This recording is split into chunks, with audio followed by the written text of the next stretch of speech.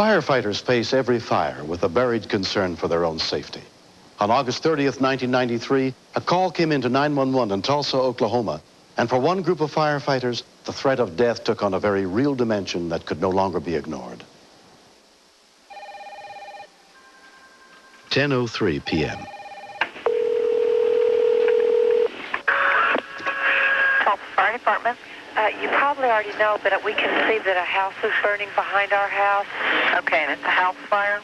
Yes. Do you know if anyone is inside? No, because it's, it's like a street or two behind us, but we can see the flame. Okay, we're on the way. Thank you. Uh-huh. It's engine 3-2, engine 2-9. Engine 2-8, engine 2-3, engine 6, ladder 2-9, ladder 2-8, and district 5. House fire next door at 704 South Avenue, map page 196. Responding company, we've got visible flames and smoke. It's fully involved. We're going to need a line, and we need next in company to do some spark control. After 13 years with the Tulsa Fire Department, Tom Nicholas was a captain. Among the 3 men under his command that night was 29-year-old Darrell Eccles. Darrell! All of us guys are close, but I've always looked up to Tom, being the aggressive firefighter that he is. About a third of the house was on fire, all over the garage, and we noticed there was a window over the garage. But we didn't know if there was people there or not, so we felt it very important to get up into the attic to get into the bedroom we thought was there. All right, let's get in here and ring it out! Ronnie had the hose line, and Tom and I were backing him up. There was fire everywhere. Check the house on either side for exposure. Like Darrell, Ron Wilson had only been a firefighter for 3 years. Ronnie, go get the ladder, all right? Normal procedure is to go in and do an interior attack. And Captain Nicholas, it's his call to decide whether it's too dangerous. Darrell went up the ladder first, Captain Nicholas followed him, and then I went up. When we got up there, we realized it wasn't a bedroom, it was an attic. Hey, keep an eye on it. Some people fight it from the outside with foam, and we go inside, try to push the fire out. Go ahead and pull the freaking act off and head to the front door. Need more pressure? Okay, watch the sound. It's coming apart. We've advanced probably 20 or 30 feet into the attic of the house. Tom grabbed me on the shoulder. His feet were on fire. The fire was starting to come to the floor. Get a little hot back here. Get a little hot. We both enjoy fighting fire quite a bit. We high-fived, started having a good time. All right, get in. There it is. It's going across.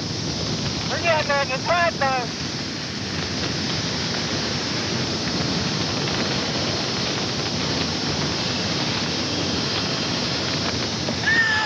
Someone grabbed me on the shoulder again. I thought it was Tom. And I was going, why is Tom pointing at this hole in the floor? So I shot water down in there, thinking that's what he wanted me to do. Instantly, he grabbed me by the shoulder again, turned me around. At that time, I noticed it was a black helmet instead of a red helmet. The captain wears a red helmet in the Tulsa Fire Department. Then I realized what happened. Tom had fell down through the hole.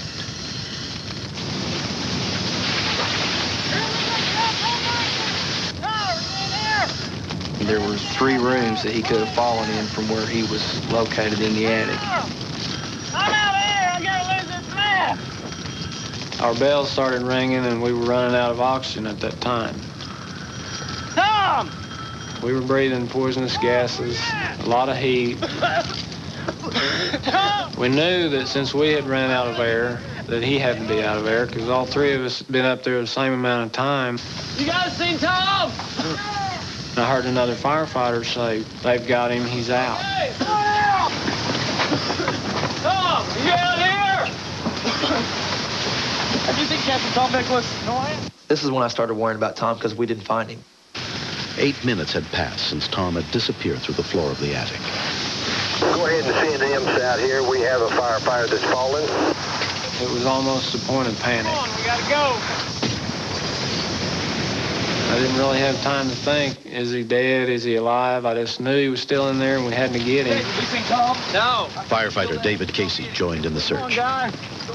Captain Nicholas, he's a friend of mine. And I thought, this can't be. This is not happening. It felt like a nightmare. At this point, it was fully involved. Under normal situations, you would never go into a house that was this bad. Tom! Talk to us, buddy! I know you're in here! Do we have a status on our injury? Not yet. We're still trying to locate him. Guys, I got a ring to my right. I'm going to search it out. It was a real confusing floor plan. Tom! Tom! I began feeling the walls. Tom! I made my way around the room, was bumping into some furniture. Tom, where are you? Tom! I had said a little prayer before I went in. I said, "Dear God, help us find him." As I put that helmet back on my head, that voice inside me said, "Turn around." And I was still on my knees. I turned around and saw a reflection of his stripe on the back of his bunker coat. Tom! Tom! Tom! When you see one of your own laying there and he's motionless, and you touch him and you speak to him and he doesn't respond to you, it kind of sends chills up your spine. He's unconscious, guys. Let's get him out. There's no mask on him. I've not seen anything like this before. This was a first. And when I saw Tom down, it was really emotional. Come on, let's get him up. Come on. I can't even describe the feelings. Come on, Tom. Get him out of here.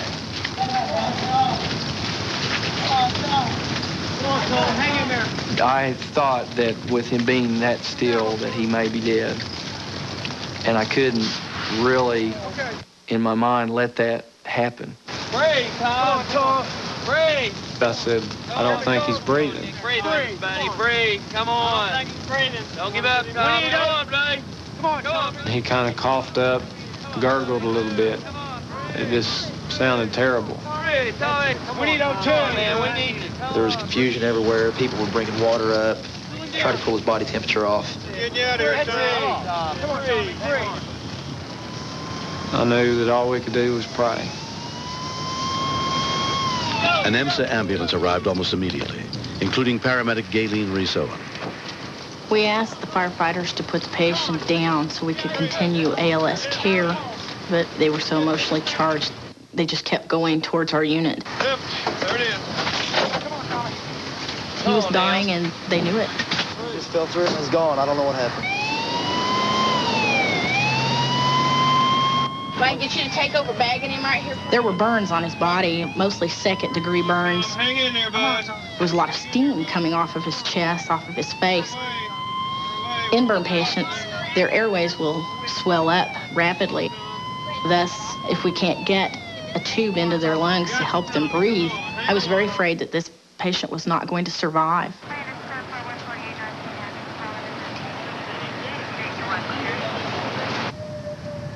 35-year-old Tom Nicholas was admitted to St. Francis Hospital under the care of emergency physician Michael Bartlett. When I first saw him, my initial impression was that he was dead. Does he have a pulse? The paramedics were in a somewhat agitated state, realizing that they did not have an airway established. Alan, give me a pressure. To an emergency physician, this is the most frightful period of time that one experiences. He fell about 12 feet. They said he was standing up on the rafters. He was totally unconscious in a coma, and he was only breathing 6 times a minute. Somebody get 1,000 of saline? We used a stylet, a small wire that we introduced down into his trachea, and over that, we placed the oral tracheal tube. And by that means, in a blind manner, we were able to establish an airway in this gentleman. Tom, this medicine's gonna make you real relaxed. Just take it easy. We knew by x-rays that his back, neck were not injured, but the big concern was what injury had his brain suffered from the lack of oxygen. Charlotte, I know he's gonna look bad. Tom's wife, Charlotte, came to be with him as soon as she heard what had happened. Thank you. If you need anything, I'll be outside. It wasn't reality at all. I thought he was invincible. I kept thinking, how am I going to tell my children? They love him so much. I could not imagine life without him. I thought, how can I go on? Everybody's here. I started thinking to myself, if he's going to have brain damage, I know that he's always told me he would just rather not even be here. We love you, we need you. And I just kept thinking, you've got to pull through. You've got to pull through.